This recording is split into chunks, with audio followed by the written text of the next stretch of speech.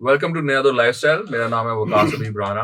आज हम एक नया सिलसिला शुरू कर रहे हैं। एक्चुअली नया सिलसिला नहीं है, हम कर तो ये रहे थे बट हम ऑनलाइन कर रहे थे। अभी हमने स्टूडियो में एक प्यार का ये सेटअप किया। सिलसिला पुराना है। प्यार का ये सिलसिला पुराना है, लेकिन अंदाज थोड़ा सा नया हो जाएगा। तो अंदाज आज हमारा ये है कि हम स्टूडियो में कर रहे हैं, थोड़ा सा और इक्विपमेंट ऐड हो जाएगा। It will be a proper podcast that will be doing from our studio. और आपके साथ जुड़े रहेंगे हम पीर से जुमे तक। रोजाना आपकी खिदमत में हाजिर होंगे। दिन की जो भी एंटरटेनमेंट न्यूज़ हैं, व्यूज़ हैं और जो भी अपडेट्स हैं उसके साथ। तो आज कहानी ये है कि हमारे शान शाहिद साहब हैं, उन्होंने एक इंटरव्यू दिया और उसमें उन्होंने कहा कि ये यहाँ नहीं जाऊंगी वहाँ नहीं जाऊंगी जैसी फिल्में नहीं बनानी चाहिए और सीरियस टॉपिक्स पे मूवीज बनानी चाहिए। उसके जवाब में हुमायूं सईद ने ट्विटर पे उनको कहा कि मैं यहाँ भी जाऊंगा, मैं वहाँ भी जाऊंगा और मैं ज़रार देखने भी जाऊंगा। और सबको कहा कि सब ज़रार देखने जाएं। शर्मिंदगी में, ऑब्वियसली शर्मिंदगी में, उसके जवाब में शान शाहिद ने कहा नहीं नहीं, मेरा ये मतलब नहीं था। मेरा मतलब था कि जो प्रोड्यूसर्स, जो प्रोडक्शन हाउसेस इस तरह की मूवीज बना सकते हैं, उनको और भी टॉपिक्स को डिस्कस करना चाहिए। तो अली, ये मुझे बताएं कि शान शाहिद साहब का क्या दुख है, इनको क्या मसला है कि ये क्यों नहीं खुश होते कि जो हो रहा है कम से कम होने दें। What's his problem? उनकी अपनी कभी कोई फिल्म जो बनाई हुई है वो सुपरहिट नहीं हो सकी अभी तक। Guns N' Roses, I remember Zilesha was a good copy from Majajan and Devdas को मिक्स करके उन्होंने बनाई थी, मगर वो ऑब्वियसली आपने दो अच्छी फिल्मों को अगर कॉपी कर लिया इसका मतलब ये नहीं है कि तीसरी भी अच्छी बन जाएगी। जैसे मेला की हम बात कर रहे थे अर्लियर इन द डे, वो शोले की कॉपी थी तो वो सुपरहिट नहीं हो गई। लेकिन बात यह है कि मैं इस बात से एग्री नहीं करता। मैं ऑन अ सीरियस नोट, बात यह है कि कोई भी इंडस्ट्री जो है वो सिर्फ सीरियस मूवीज पर नहीं चल सकती। जैसे कि आप देखते हैं इंडिया के अंदर भंसाली और चोपड़ाज और धर्मा प्रोडक्शंस अगर फिल्म बनाना छोड़ देंगे या विशेष फिल्म जो है वो फिल्म बनाना छोड़ देगी, तो अकेले विशाल भारद्वाज या जो इस किस्म के जो छोटे बजट की मूवीज बनाते हैं अच्छी टॉपिक्स पर मूवीज बनाते हैं, वो नहीं चलेंगी। बिसाइड्स हमें शान शाहिद के अच्छे टॉपिक को भी, सीरियस टॉपिक को भी समझने की जरूरत है। Because when he says serious topic, he's not going to pick up some real social issue. He's going to pick up something like Zarrar, Operation 2-1, War.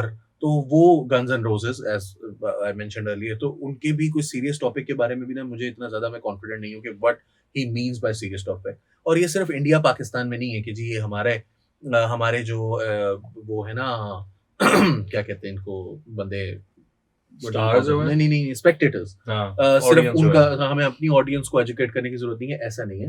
बात यह है कि इवन आप ये नहीं समझ सकते कि शटर आइलैंड या रेवेनेंट जो है वो उतने पैसे कमाएगी जितने बैटमैन कमा रहा है या Spiderman. Are they serious topics? I mean obviously उनकी कल्चरल अहमियत है, वो एक अलग बात है। कल्चरल अहमियत उनकी उन्हीं नहीं, जो वो उनके नर्ड्स हैं, जो देखने वाले हैं, उनके लिए उसकी कल्चरल अहमियत है। नहीं, उससे कहीं ज्यादा वकास उसकी वो और बहुत सारी, मतलब उस डायमेंशन में मैं जाना नहीं चाह रहा, but just to give you my idea कि मैं क्या बात कर रहा हूँ, वो सिर्फ ये मैं कह रहा हूँ कि उसकी अहमियत जो है वो ये है कि वो जो दिखाना होता है ना कि एक बैटमैन जो है वो बहुत अमीर है और वही सोसाइटी का सेवियर है, और बाकी सारे जो हैं वो उस सोसाइटी को तबाह करने पर तुले हुए हैं, वो बचाने के लिए आ रहा है। और बहुत पैसे वाला आदमी ही बचा सकता है, जिसके पास इतना पैसा है जो इतने गैजेट्स बना सकता है। ये बेसिकली एक सबलिमिनल मैसेजिंग होती है। वो मैं सोसाइटी को, आपको कैपिटलिज्म को प्रोटेक्ट करने का एक तरीका होता है। वो आप बहुत सारी मूवीज के अंदर और भी चीजें मिल जाएंगी आपको। मैं उस तरफ वो हम इतना भी वो रिसर्च पेपर नहीं लिख रहे यहाँ पर बैठ के, but what I am saying is कि सीरियस टॉपिक्स जो है वो मंटो बनाई थी सरमत कुसट ने। I love that movie. Mahemir बनाई थी सरमत सहबाई ने, बहुत खूबसूरत फिल्म है। शान का ये है कि वो फिल्में इंडस्ट्री को नहीं चला सकती। शान का ये है कि उसमें जॉनर्स जो है वो डिफरेंट एक्सप्लोर करने चाहिए। कोई हॉरर हो, कोई साईफाई हो, उनका ये मतलब है। हॉरर और तो वो खुद क्यों नहीं अटेम्प्ट करते? देखें, बजाय किसी और को कहें, उनसे ज्यादा एक्सपीरियंस इस वक्त हमारी इंडस्ट्री में कौन है? वो खुद क्यों नहीं ये चीजें सारा करते कि वो एक साईफाई वो स्पेस में लेके जाएं, पाकिस्तान के एस्ट्रोनॉट बन के जाएं, वो करें ना। फिर वो पता है दूसरों को क्यों कहते हैं? स्पेस फोर्स रियल लाइफ में बन रहा होगा वो। अब वो स्टूडियो में जाएंगे तो लगेगा स्पेस फोर्स चल रहा है। तो देखें, दूसरों के ऊपर आप ब्लेम करना, दूसरों के एफर्ट्स को आप इस तरह से क्रिटिसाइज करना, वो तो बड़ा आसान है, वो तो सब कर सकते हैं। लेकिन उसको एक चीज को फिजिकल जो है तो इम्प्लीमेंटेशन उसके ऊपर करना, वो एक्चुअल चीज है ना। और आप जैसा बंदा जिसके पास रिसोर्सेज भी है, जिसकी पीआर भी है और जिसके पास स्किल्स भी है, बकास मैं देखिए शान शाहिद की हम बात कर रहे हैं, अच्छा। ऑब्वियसली वो जो हमारी इंडस्ट्री गुजरी है, अभी वाली नहीं, जो गुजरी है हमारी फिल्म इंडस्ट्री, उसका एक बहुत बड़ा नाम थे और उनके पास एक्सपीरियंस था। तो एटलीस्ट चले आप और डिफरेंट जॉनर्स जो आपने एक्सप्लोर नहीं किए उनमें भी बना सकते, जो जॉनर्स आपने एक्सप्लोर किए हैं उसमें आपकी मास्टरपीस दे दे। अभी टाइम है, अभी हमारी ऑडियंस जो है तो वो वापस आ रही है सिनेमास की तरफ, अभी तो आपके पास मैं अपॉर्चुनिटी है। आपको बताऊं, ये शान शाहिद की this is a cry for help. He is saying कि मुझे पैसा दो, मैं अपनी अगली फिल्म बनाऊं। देखिए पैसा आपको स्क्रिप्ट की बेस पे मिलेगा ना, कि आप स्क्रिप्ट कैसा आगे प्रोड्यूसर्स के रख रहे हैं, ठीक है, जो इन्वेस्टर्स हैं। ऐसा तो नहीं कि आप सोशल मीडिया पे जाकर दूसरों को क्रिटिसाइज करें तो आपको जो है तो वो स्पॉन्सर्स मिल जाएंगे। मैंने आपके साथ एक चीज शेयर करना चाहूंगा, हमारा हिकमत ने ये डिस्कस किया था अपनी प्रमोशंस के दौरान, कि उन्होंने कहा कि जिस वक्त बिलाल अशारी उनके पास आए तो basically they were finding some sponsors for his script, ठीक है। तो हमारा हिकमत उनकी मदद कर रही थी इस्लामाबाद के अंदर। तो अब उनका वो पॉइंट जो था, जो उन्होंने बता रहा था प्रोड्यूसर्स को, इन्वेस्टर्स को, कि ये हमारे पास मूवी है, वो क्या था, वो हमजा अली अब्बासी ने एक डायलॉग डिलीवर करना था। तो मतलब ये है कि ये एक बिल्कुल डिफरेंट यूनिक चीज है कि एक आप अपने एक्टर को साथ लेके जा रहे हो कि जो एक डायलॉग बोल के दिखाएगा और उसकी बेस के ऊपर लोग आपके जो है तो मूवी के अंदर इन्वेस्ट कर रहे हैं। तो अच्छा, दैट्स हाँ इंटरेस्टिंग। जी, तो ये चीज है ना, ये कॉन्फिडेंस होता है जो कि मैं से ये समझता हूँ कि जो हमारे न्यू कमर्स हैं इंडस्ट्री के अंदर, उनके अंदर है, जबकि ये पुराने जो हैं अभी कोई भी इंटरेस्टेड नहीं है, जो खासकर जो हमारी जनरेशन है वो इंटरेस्टेड नहीं है कि हम साइमा को वापस देखेंगे, ठीक है, या मीरा को वापस देखेंगे। जैसे मीरा जो है वो पहले कह रही थी कि नहीं वो ठीक नहीं किया मायरा खान ने। देखिए हमारी जो जनरेशन है, हमारी जनरेशन एडमायर करती है फवाद खान को, मायरा खान को। हम में से अभी अगर बात करें तो कोई भी अच्छी पंजाबी नहीं बोलता, कोई अच्छी सिंधी नहीं बोल, इवन कि हम उर्दू भी अच्छी नहीं बोलते हैं। तो हमारे लिए ये चीज मैटर नहीं करती है, हमारे लिए ये चीज मैटर करती है कि स्क्रिप्ट कैसा था, स्टोरी कैसी थी, ठीक है। लैंग्वेज बैरियर तो ऑब्वियसली होंगे, क्योंकि वो अब टाइम के साथ साथ जुबान भी तब्दील होती रहती है। अभी हर जुबान के ऊपर इंग्लिश की डोमिनेंस है, तो आप किसी को ये ब्लेम नहीं कर सकते हो कि भाई नहीं नहीं इसने जुबान अच्छी नहीं बोली है तो इसे अच्छा मैं कर लेती। तो आप अपने टाइम में करते ना। अली प्रॉब्लम पता क्या है, देखो द इशू इज कि ये जो एक इंडस्ट्री 90s के स्टार्स हैं, वो अपने हक पर हैं, उसमें कोई, उसमें आप डिनाई नहीं कर सकते। वो थोड़ी सी एम्बैरेसमेंट होती है बिकॉज अभी जो इंडस्ट्री इवॉल्व हो रही है या बन रही है, revival whatever you want to call it, the thing is कि ये लोग अब मौजूद हैं और वो हुमायूं सईद एक एक उसने फ्रेंचाइज शुरू की हुई है, वो करता है फिल्म, वो कर सकता है। Shaan जो है, it seems he's struggling. He doesn't have a backup. He doesn't have a production house on his back. वो मुझे लगता है कि उनके पास जो फंडिंग है वो वाले इश्यूज जो है ना वो ज़रा ज़्यादा सामने आ रहे हैं, और इसी असना में शान को एम्बेरस अगर कोई इस तरह की हरकत होती है तो वो थोड़ा सा एम्बेरसिंग लगता है। देखिए मैं नहीं चाहता कि शान एम्बेरस हो, मेरी कोई ख्वाहिश नहीं है कि शान एम्बेरस हो। शान इस तरह के स्टेटमेंट्स ना दें तो एम्बेरसमेंट की कोई ज़रूरत नहीं है। अपने घर में बंदा बैठा हुआ है, कुछ भी नहीं कर रहा कोई कुछ नहीं कहेगा उसको। प्रॉब्लम ये है, yes I agree with you कि कुछ लोग हैं जो कि 90s में जिंदा है। हुमायूं सईद भी आपको पता है जनरल ज़िया के ज़माने से वो भी मौजूद है इसी इंडस्ट्री के अंदर, लेकिन हुमायूं सईद ने अपने आप को इवॉल्व किया है। वो नहीं लगते 19 साल के 21 साल के यूनिवर्सिटी स्टूडेंट, लेकिन उसके बावजूद वो आ जाते हैं। बट ही नोज कैसे ने बात की स्टोरी कैसी है। मुझे नहीं लगता कि जवानी फिर नहीं आनी या जो मैं पंजाब नहीं जाऊंगी, लंदन नहीं जाऊंगा, मैं कहानी कोई बहुत अच्छी थी, बट उसको फिल्म का ट्रीटमेंट देना, फिल्म की तरह से बनाना, उसके अंदर कैमरास किस तरह से यूज करना है, सिनेमाटोग्राफी किस तरह से यूज करनी है। मौला जट की स्टोरी तो हमने आज से 50 साल पहले देख ली हुई है। अब देखिए नामालूम अफराद को मैं यहाँ पे मेंशन करना चाहूंगा कि वो जो हमारे उस वक्त मुल्क की सिचुएशन थी, खासकर कराची की, उसकी डिपिक्शन कितनी अच्छी की है उन्होंने उसके अंदर। जैसे वो मुझे एक सीन उसका याद आ रहा है जिसमें वो जावेद शेख बैठे होते हैं, वो दुआ कर रहे होते हैं, तो वो कहते हैं नहीं नहीं आमीन नहीं कहना हम। तो वो एक चीज है ना कि जो स्ट्राइक हो रही है और लोग, वो एक एनवायरनमेंट पूरा कंट्री के अंदर चल रहा था, उसको एक क्या मतलब आमीन क्यों नहीं है? वो कोई इस तरह का सीन था ना कि जिसके अंदर जो है तो वो दुआ कर रहे थे कि मुल्क के अंदर हंगामी सूरत हाल ना हो, अमन अमान कायम रहे, और उनको तो ये चाहिए था चोरी करने के लिए कि थोड़ा क्योस, अच्छा क्योस है, हाँ सिटी में क्योस होगा तो वो जो है तो वो बैंक लूट सकते बात हैं। पूरी किया करें तो ना ताकि हम एंजॉय कर सकें। देखिए ये भूल जाते हैं हम कहने इस का उम्र मकसद में। कहने का मकसद ये है कि अब ये सिचुएशन बड़ी सीरियस थी, लेकिन उसको जिसने उन्होंने ना एक कॉमिक और एक sarcastic वे में उसको उन्होंने डिपिक्ट किया है ना, वो चीज होती है कि आप सोसाइटी को एक जो उसके अंदर रियलिटी है उसको आप किस तरह से जो है तो स्क्रीन के ऊपर प्ले कर रहे हैं। तो आप ये एक्सपेक्ट कर सकते हैं शान से कि वो इस तरह का जो है तो कंटेंट बनाएंगे। अभी उन्होंने मूवीज बनाई, अभी जरार भी मूवी आ रही है, वो सेम ही जैसे उन्होंने लास्ट वॉर मूवी की थी, उसी के ही वो एक जो है तो वो लगता है कि O21 भी ऐसी थी। हाँ, O21 भी यही थी, तो जरार भी यही होगी। अब नामालूम अफराद जैसे जिस तरह की मूवी थी, उस तरह का आप जो है तो वो कॉन्सेप्ट लेके आए ना, जो करंट हमारा एरा जो है इसको जो है तो वो फिर रिप्रेजेंट करे। नहीं, उसमें कैसा मेरा थोड़ा सा वो बात आपकी ठीक है, मैं उससे नहीं डिसएग्री कर रहा। लोड वेडिंग ने, एक्टर इन लॉ ने रियल इश्यूज को भी टच किया है, जस्ट लाइक पीके ने रियल इशू को टच किया है, जस्ट लाइक 3 इडियट्स ने रियल इश्यूज को टच किया है। वो जहां से भी इंस्पायर्ड है, बात यह है कि वो रियल इश्यूज को टच कर सकते हैं आप इन अ, लेकिन स्टोरी टेलिंग जो है वो एंटरटेनिंग हो सकती है। ट्रीटमेंट के आप उस स्टोरी को किस तरह से सुनाते हैं लोगों को। बिल्कुल 3 इडियट्स के अंदर टॉपिक तो ये ना कि जी नौजवानों को उनकी मर्जी के सब्जेक्ट्स पढ़ने की इजाजत नहीं दे रहे उनके माँ बाप, और उनके ख्वाब सपने पूरे करने के लिए वो अपनी लाइफ का जो है ना वो बेड़ा कर रहे हैं। और इंडियन सोसाइटी के अंदर जो पेरेंट्स हैं उनकी डोमिनेंस है अपने बच्चों की लाइफ के ऊपर, डिसीजन मेकिंग में, वो चाहे वो एंगेजमेंट प्रेशर जो है मुझे उनका सीन याद आ जाते हैं। 3 I am so sorry 3 idiots के when he is talking about the movie, मुझे सीन याद आ गए कुछ, वो जो ऑडिटोरियम में सब जमा होते हैं और वहां पर वो जो कैरेक्टर था वो हिंदी बोलने की कोशिश कर रहा था,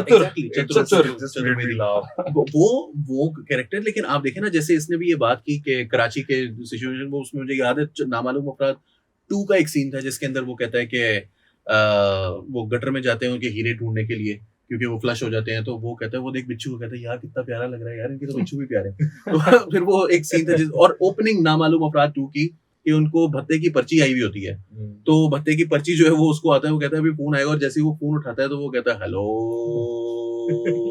and everyone knows that it is about Altaf Hussain, और वो देखिए this is how a story is told। उसके अंदर आप एक रियल इशू को जो कि सोसाइटी के अंदर मौजूद है कराची के अंदर, उसको आप पिक कर रहे हैं, but at the same time Karachi के जो लोग हैं उनकी रियल लाइफ्स किस तरह की हैं, वो किस तरह लाइफ को गुजारते हैं, और उसमें आप लोगों को एंटरटेन भी कर रहे हैं। ये किया जा सकता है। शान शाहिद का, मैं no disrespect to his good work, मतलब he is done some exceptional movies like Sangam, like Ghunghat, like Nikaah. मैंने उन जैसी मूवीज पाकिस्तान के अंदर आज भी आप एक्सपेक्ट नहीं कर सकते। इनफैक्ट आई बिलीव कि शाहरुख खान 10 दफा फिल्मों में के अंदर मरा है, लेकिन संगम के अंदर शान के मरने का, या घूंघट के अंदर शान के मरने का जो सीन है, उससे पता चलता है कि शान is probably a better actor with एक सिंगल कैमरा। इसी तरह के फटे पर शान को लिटाया हुआ था, इतना ही था वो, उसको लिटाया हुआ था, and all he saying is नानू नानू, और वो फिर रेशम की तरफ देखता है और वो वहां पर हंसती है देखता है, लेकिन जब वो अपने नाना की तरफ देखता है, तालिश साहब थे उनकी तरफ, वो उनकी तरफ देखकर वो उसको तबीयत उसकी खराब हो रही है, और आहिस्ता आहिस्ता उसकी जो वो साइड पर, और वो कह रहा है कि it was a classic scene, आंखों में आपके खुद आंसू आते हैं, जो कि आपको देवदास देखते हुए नहीं आते हुए, आपको समझ नहीं आ रहा है यहाँ हो क्या रहा है, उधर से भाग रही है, वो इधर से आ रहा है, कैमरा सारे आगे। He is a great actor. However I think कि इन लोगों को अब समझ जाना चाहिए कि Syed Noor, Shaan Shahid, Meera, they things, they relics of the past, their time is over. और जब इनके पास टाइम था, इन्होंने ज्यादातर टाइम अपना जो है वो, I am not talking about Syed Noor, बहुत अच्छी अच्छी फिल्में बनाई उन्होंने, अभी वो इतना ज्यादा, मतलब उनकी अभी रिसेंटली एक मूवी आई थी, वो शायद पिट गई थी, तेरे बाजरे दी राखी। तेरे बाजरे दी राखी। नहीं, लेकिन अली ये देखे ना, हमने अभी डिस्कस किया 021, जरार, वॉर, ये एक जैसी मूवीज है, तो जब वो कह रहे हैं कि आप डिफरेंट जॉनर्स को एक्सप्लोर करें, तो वो खुद क्यों नहीं करते? This is what I am saying, because I don't see him, I have a basic understanding कि वो किस तरह सोचते हैं।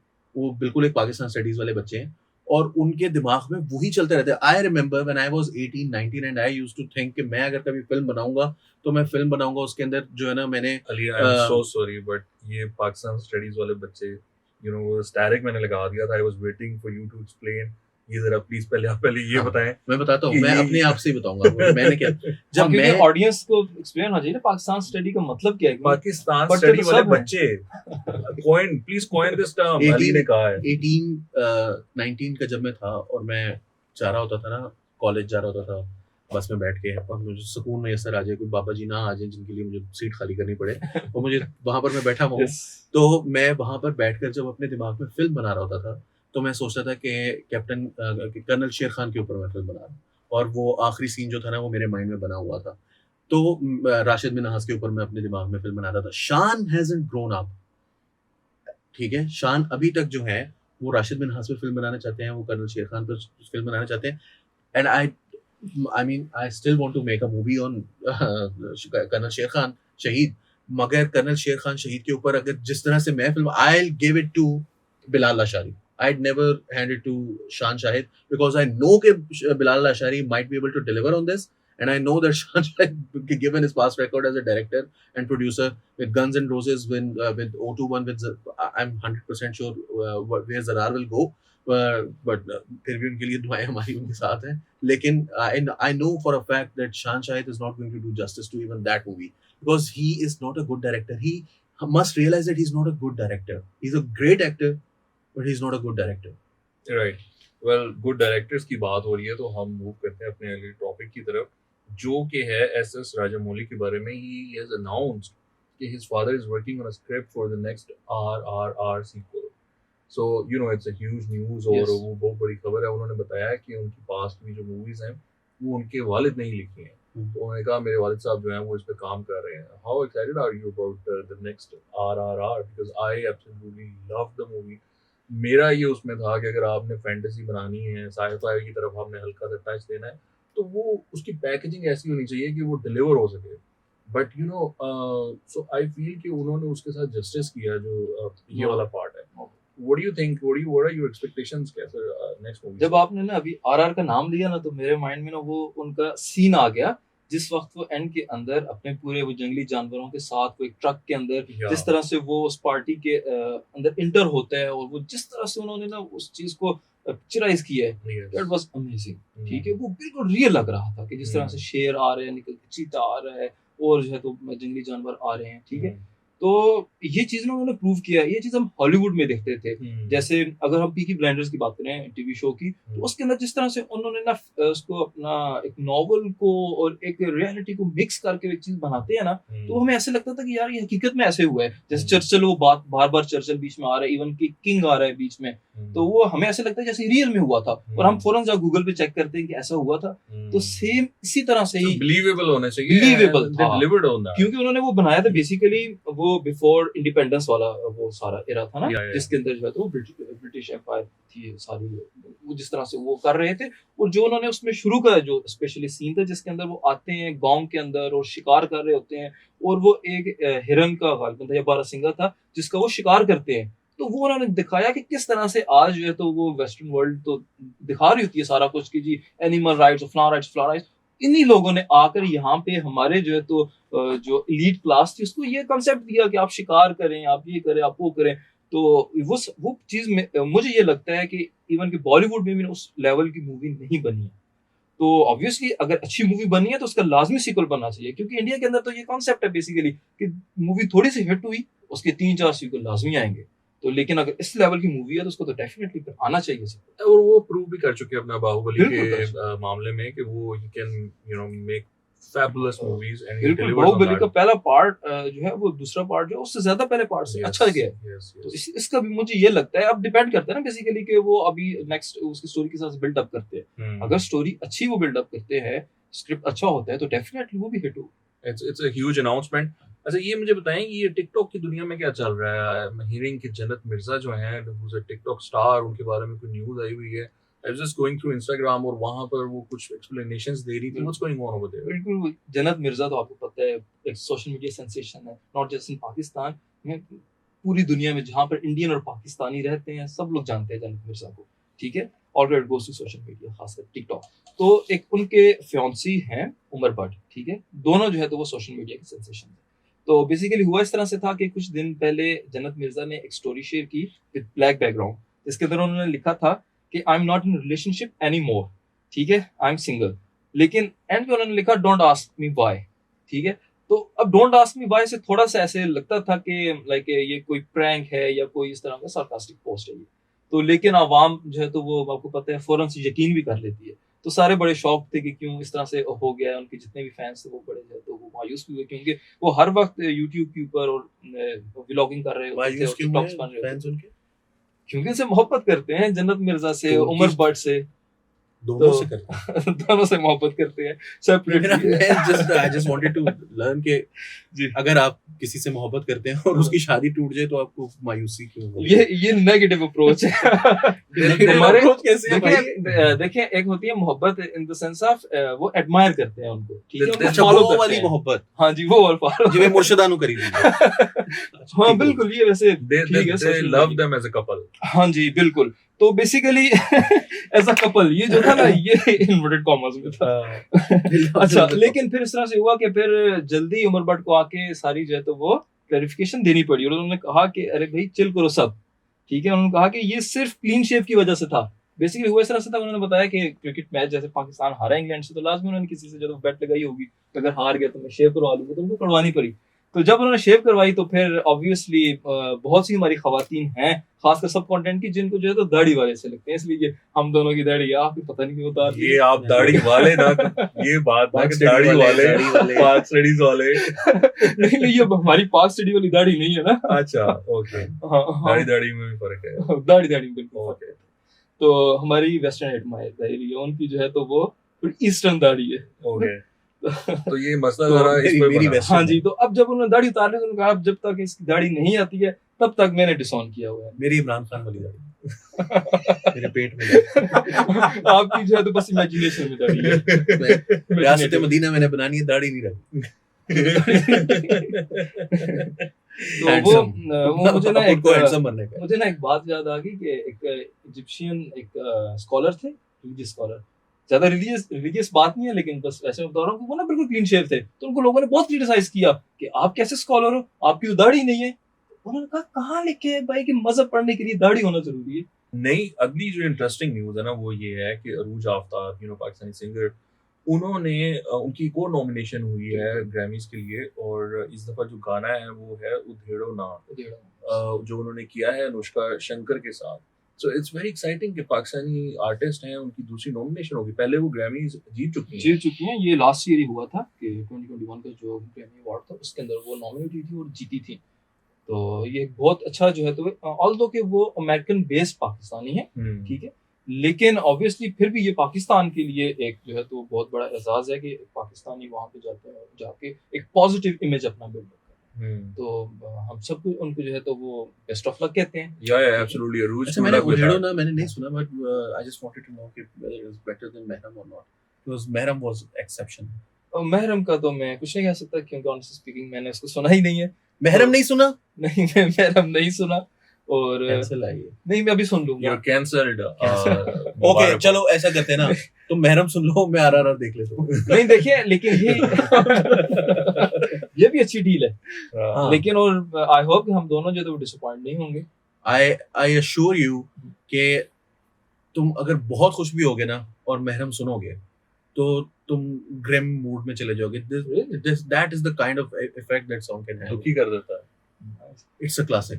क्योंकि मैं तो और महरम, अगर तुम्हें थोड़ी सी उर्दू की थोड़ी सी समझ होनी चाहिए, महरम होता है वो जो आपका राज जानता है। महरम वो वाला नहीं जिससे आप शादी नहीं कर सकते। महरम से मुराद ये है कि जो आपके राज को रखता है, राज का महरम है। एंड आपका जो महरम होता है वो आपकी बीवी या आपके शौहर या आपका बॉयफ्रेंड गर्लफ्रेंड, जो जिससे आप अपने दिल की हर बात शेयर कर सकते हैं। एंड द कांसेप्ट इज तू महरम ना रहा, I can't share with you anymore. Nice. तो अब आपको थोड़ी सी मीनिंग पता चल गए, अब आपने जाना सुनना उसको। और कोई मसला हो सुनूंगा, और मैं तो लोगों में से जो लेट नाइट ना In case of confusion, please write. नहीं, जहाँ तुम्हें कोई प्रॉब्लम हो just call up Ali and you can write to me on WhatsApp and I'll respond as you. emails are also open. You can email as well. अच्छा, तो we wish Arooj the best of luck. We hope Easy that हो we मेरा Twitter पे tag कर दो। मसला बड़ा है। YouTube vlog ना कर देना तो मेरे खिलाफ, या हमारी इस वीडियो के नीचे कमेंट ना कर देना।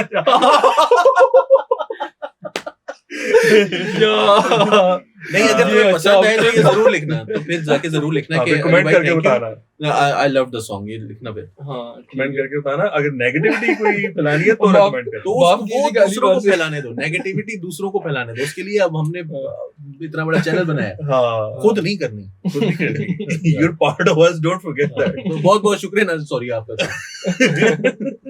So I wish Arooj the best of luck. I hope that you win the Grammy and we are. हाँ जी, हम सब की तरफ से बेस्ट ऑफ विशेस हैं अरूज के लिए। हम आपको सपोर्ट कर रहे हैं इसमें। आज के लिए यही कुछ। Thank you so much for tuning in. आप हमें कमेंट्स में ये बता सकते हैं कि क्या टॉपिक्स हैं जो हम डिस्कस कर रहे हैं आपके साथ, और आप कमेंट्स करके हमें अपना फीडबैक भी दे सकते हैं। It's a light discussion that we wanted to have.